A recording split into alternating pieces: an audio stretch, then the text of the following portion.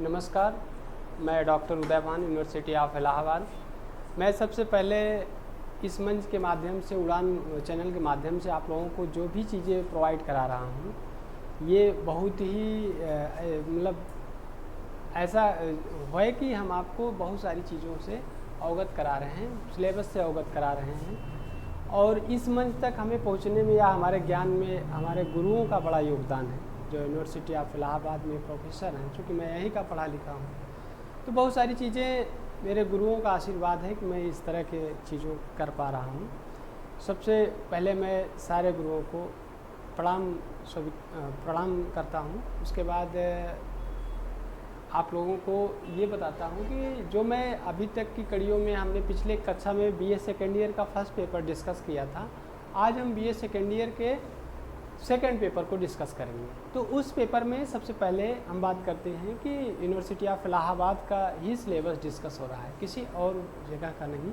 और चूँकि आप लोगों ने हमसे डिमांड की थी कि सर इस पेपर को आप जो है थोड़ा सा डिस्कस करिए, तो मैं आपके चीज़ों को लेकर के काम कर रहा हूँ। और दूसरा चीज़ ये है कि चैनल के माध्यम से सब्सक्राइब करिए, ताकि लाइक करिए, ताकि इनको भी अपने हिसाब से कुछ चीज़ें हों। तो आप लोगों से रिक्वेस्ट है कि इनकी भी मदद आप करिए। दूसरी चीज़, मैं आपको जो भी चीज़ें प्रोवाइड करा रहा हूँ कि आप अभी जस्ट फर्स्ट ईयर कंप्लीट करके आए हैं, प्रमोट होके आए हैं, तो सेकेंड ईयर में आपको पढ़ना क्या है, इन सारी चीज़ों को लेकर के हमने एक चर्चा की है और सामान्य सी चर्चा की है। और आपको यही चीज़ें पढ़नी है, अपने सिलेबस का जो एक बेस्ड है आपके यहाँ यही है। तो मैं फिर शुरू करता हूँ इन चीज़ों को। बिगनिंग में होती है कि ये इलाहाबाद यूनिवर्सिटी का ही सिलेबस है। फर्स्ट पेपर पे चर्चा हो चुकी है, हम सेकंड पेपर पे चर्चा करते हैं। बीए सेकेंड ईयर के पार्ट पेपर 2 पे नाम जो है, नेम है क्या है, कंपैरेटिव गवर्नमेंट एंड पॉलिटिक्स, यानी कि तुलनात्मक सरकार और राजनीति, उस पेपर का नाम है। उसमें फर्स्ट यूनिट में दिया है कि approaches to the study of comparative government, यानी कि तुलनात्मक सरकारों का जो अध्ययन का अप्रोच है, उपागम है, वो किस तरह का होगा, उसके बारे में हमें चर्चा करनी है। इसमें पहला पॉइंट है meaning of comparative government and comparative politics. Meaning मतलब अर्थ में तुलनात्मक सरकार और तुलनात्मक राजनीति किस तरह से अर्थ हैं, इनका क्या क्या मीनिंग होता है, इसके बारे में आपको अध्ययन करना है, इसके बारे में आपको जानना है पहले पॉइंट के अंतर्गत। तो भाई कंपैरेटिव पॉलिटिक्स की अगर हम बात करें और कंपैरेटिव गवर्नमेंट की बात करें, तो दोनों एक अलग अलग चीज़ें हैं। एक संस्था है, एक व्यवहार है। यहाँ पर कहीं ना कहीं आप देखेंगे कि एक थ्योरिकल है, दूसरा प्रैक्टिकल है, और एक मूर्त है, एक अमूर्त है। उस तरह के व्यवहार की हम यहाँ पे बात करेंगे। सेकेंड पॉइंट में है नेचर एंड स्कोप, यानी कि कंपैरेटिव पॉलिटिक्स और कंपैरेटिव गवर्नमेंट का नेचर क्या है, प्रकृति क्या है, और स्कोप क्या है, इसका क्षेत्र क्या है, क्या क्या चीज़ें इसमें शामिल की जाती हैं, किन किन चीज़ों का अध्ययन किया जाता है। तो इसके अंतर्गत हम इस बात का भी अध्ययन करेंगे।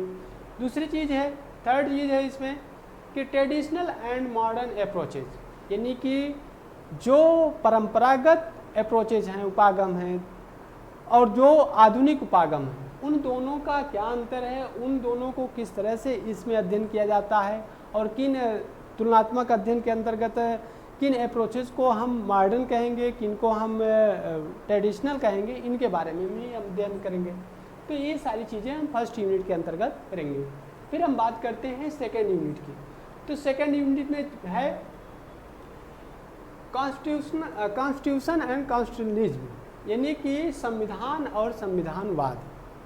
इसमें पहला पॉइंट है कॉन्स्टिट्यूशन मीनिंग एंड मेकिंग, यानी कि संविधान का अर्थ क्या है और वो बनता कैसे है, यानी बनाया कैसे जाता है संविधान, इसके बारे में हम अध्ययन करते हैं या इसके बारे में हम यहाँ जानना चाहेंगे। तो पहली चीज़ कि संविधान कहते किसको, संविधान विधियों का वो पुलिंदा है, या हम कहें कि वो बेस्ड है, कॉन्स्टिट्यूशन वो बेस्ड है स्टेट का, जिसके लॉ का, जिसके आधार पर कोई स्टेट अपना भविष्य चुनता है, अपना निर्धारण करता है कि हम किस तरह के टाइप के शासन या गवर्नमेंट को प्लान कर रहे हैं।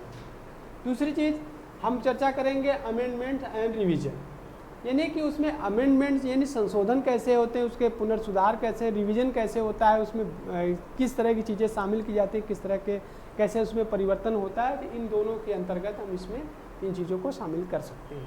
फिर हम बात करेंगे इसमें constitutionalism, meaning, nature, kinds of constitutionalism, यानी कि संविधानवाद। अब देखिए यहाँ पर कॉन्स्टिट्यूशन, कॉन्स्टिट्यूशनलिज्म, कॉन्स्टिट्यूशन को आप संविधान की कोई एक बुक होगी, कोई एक किताब होगी, कोई एक संक्षिप्त विधि का संग्रह होगा, कुछ न कुछ उसका बेस होगा। लेकिन कॉन्स्टिट्यूशनलिज्म क्या है, यानी कि यहाँ पर दो चीज़ों का अंतर है कि एक व्यवहारिक स्वरूप में है, दूसरा जो है सैद्धांतिक स्वरूप में, एक मूर्त रूप में है, दूसरा अमूर्त रूप में है।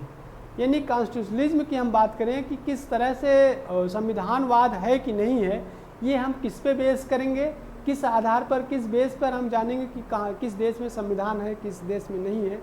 तो वहाँ पर कुछ प्रमुख थ्योरिकल पॉइंट को वहाँ पर होना चाहिए, सिद्धांतों का होना चाहिए, उसके आधार पर हम इसको परिभाषित करेंगे। तो इसमें तमाम चीज़ें आती हैं, जैसे रूल ऑफ लॉ।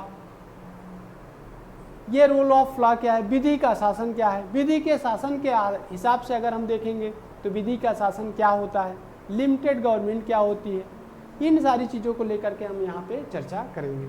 फिर लेजिस्लेचर, यानी कि व्यवस्थापिका क्या है, जो कानूनों का निर्माण करती है, एग्जीक्यूटिव जो कानूनों को लागू करती है, और जुडिशरी जो कानूनों को व्याख्या करती है।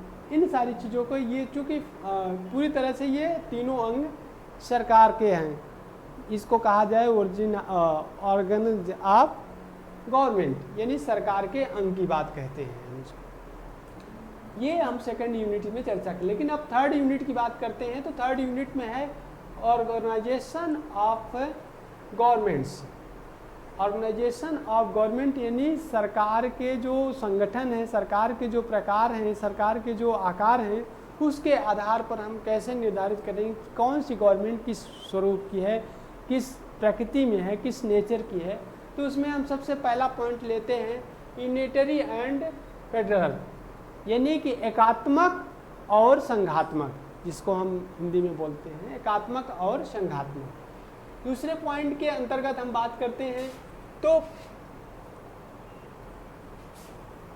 पार्लियामेंट्री एंड प्रेसिडेंटली सिस्टम, यानी कि पार्लियामेंट्री क्या सिस्टम है, प्रेसिडेंटली क्या सिस्टम है। पार्लियामेंट्री का मतलब संसदात्मक और प्रेसिडेंटली का मतलब कि अध्यक्षात्मक, यानी यहाँ पार्लियामेंट्री के सिस्टम में सरकार कहीं न कहीं, कार्यपालिका कहीं न कहीं व्यवस्थापिका पे निर्भर होती है, यानी कि एग्जीक्यूटिव कहीं न कहीं बेस्ड ऑन लेजिस्लेचर, जबकि प्रेसिडेंटली सिस्टम में ये व्यवस्था नहीं होती है, यानी कि दोनों कहीं न कहीं अलग होते हैं, स्वतंत्र होते हैं, और इस तरह से यहाँ पर इनका अंतर किया जाता है। फिर हम बात करेंगे United front end coalition government, यानी कि कुछ ऐसी चीज़ें हैं, कोलिशन गवर्नमेंट कैसे हैं, यूनाइटेड फ्रंट कैसे होते हैं, क्या किस तरह की चीज़ें होती हैं, किस तरह के संगठन के सरकारें बनती हैं, किस तरह से गठबंधन की सरकारें होती हैं, उनको हम अंतर करके बताएंगे। फिर बात करेंगे कि डेमोक्रेसी एंड डिक्टेटरशिप, यानी डेमोक्रेसी लोकतंत्र क्या है, और डिक्टेटरशिप यानी पूरी तरह से आधिपत्यवाद जिसको हम कहा जाए, पूरी तरह से एक ऐसी बात, डिक्टेटरशिप क्या है जिसमें सारी चीज़ें राज्य की शक्ति में सिकुड़ जाती हैं, व्यक्तियों के अधिकार पूरी तरह से उसमें वो कर दिए जाते हैं। डेमोक्रेसी में जहाँ व्यक्तियों के अधिकार को फैलाया जाता है, व्यक्ति को स्वतंत्रता दी जाती है, वही डिक्टेटरशिप में व्यक्तियों को राइट्स को कहीं न कहीं कम किया जाता है। तो इन सारी चीज़ों को लेकर के हम इसमें चर्चा करेंगे। फिर बात आती है लास्ट में लोकल सेल्फ गवर्नमेंट, यानी कि स्थानीय सरकारों की जब हम बात करते हैं तो ये स्थानीय सरकारें क्या हैं, किस तरह से काम करती हैं, इनके नेचर क्या हैं, ये किस तरह से डिवाइड होते हैं, इन सारी चीज़ों को लेकर के हम बात करेंगे। इसमें लोकल सेल्फ गवर्नमेंट में हम बात करते हैं पंचायतों को लेकर के, नगर पंचायत, ग्राम पंचायत, ये सारे ऐसे और भी तमाम तरह के इसमें रूप पाए जाते हैं।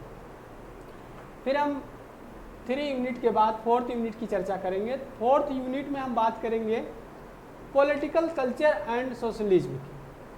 पॉलिटिकल कल्चर यानी राजनीतिक संस्कृति और सामाजिकरण क्या है, किस तरह से राजनीति का संस्कृतिकरण होता है, व्यक्ति का संस्कृतिकरण होता है, और किस तरह से सामाजिकरण होता है, इस पे हम यहाँ पर चर्चा करेंगे। फिर पॉलिटिकल पार्टीज यानी कि राजनीतिक दल क्या हैं, किस तरह से दलों की परिभाषा की जाती है, हम दलों को कैसे परिभाषित करते हैं, इसका सबसे बड़ा जो जनक माना जाता है एडमंड बर्क माना जाता है, उन्होंने इसकी सबसे पहले व्याख्या की है। तो ये किस तरह से हम किसको पॉलिटिकल पार्टीज कहते हैं, पॉलिटिकल पार्टीज के टाइप क्या हैं, इन सारी चीज़ों को लेकर के यहाँ पे बात करेंगे।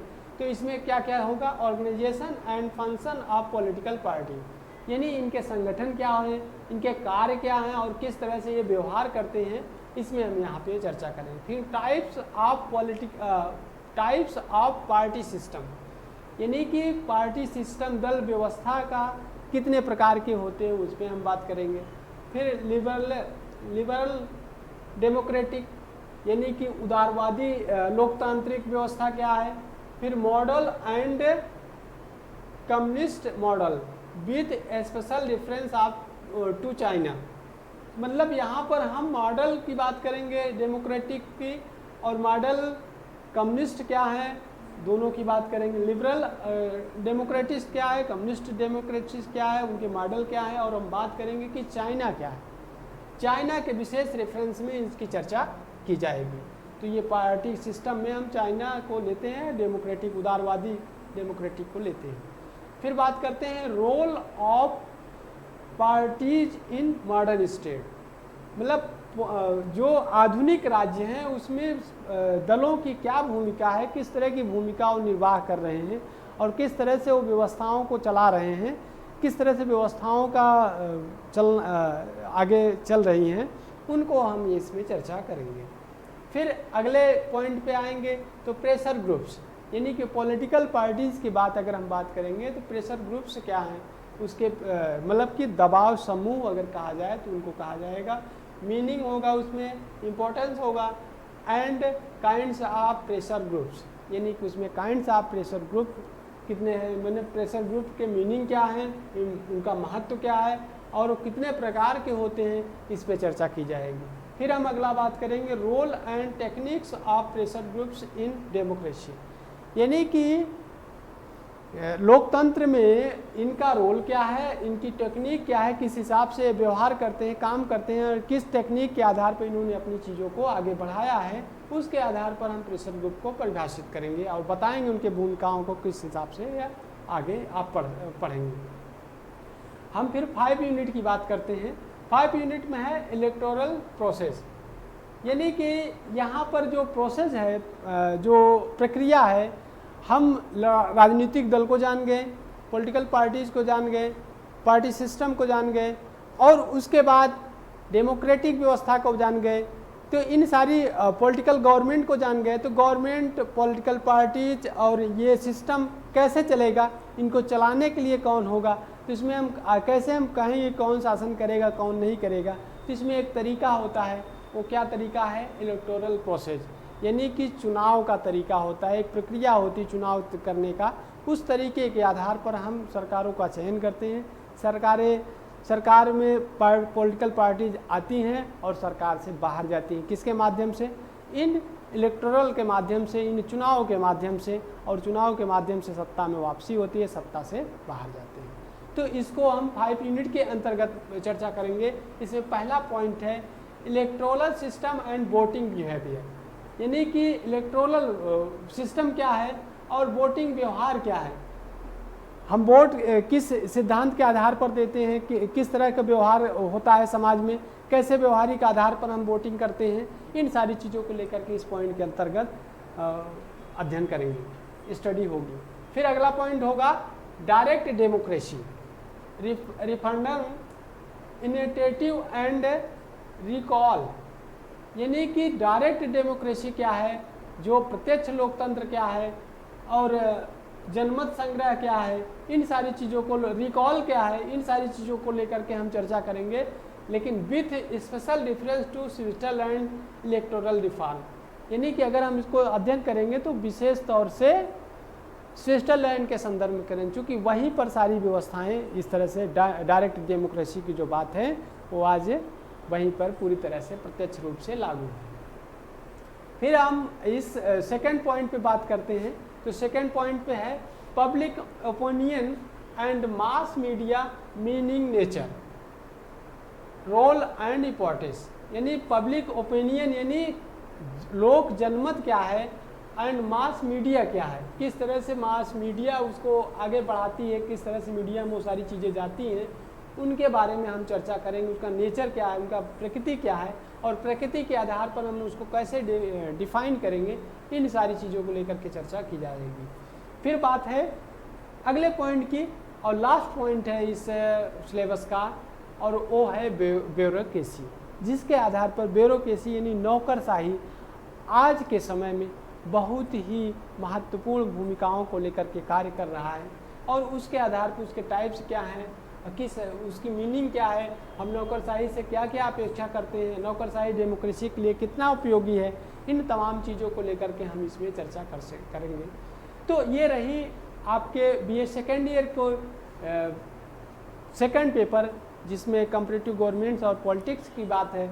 इसमें कुछ बुकों को आप देख सकते हैं, शिवी गेना है, जेसी जौहरी है, ओपी गावा है, आप इनको खरीद सकते हैं, और तमाम पीडी शर्मा भी आप ले सकते हैं। ये तमाम ऐसे लोग हैं जिन्होंने इसके बारे में अध्ययन किया है, लिखा है, तो आप पढ़ सकते हैं। तो ये रहा आपका एक संक्षिप्त परिचय आपके सिलेबस के बारे में, और अगले वीडियो में हम कुछ नई चीज़ों को लेकर के आपके सामने फिर उपस्थित होंगे। धन्यवाद।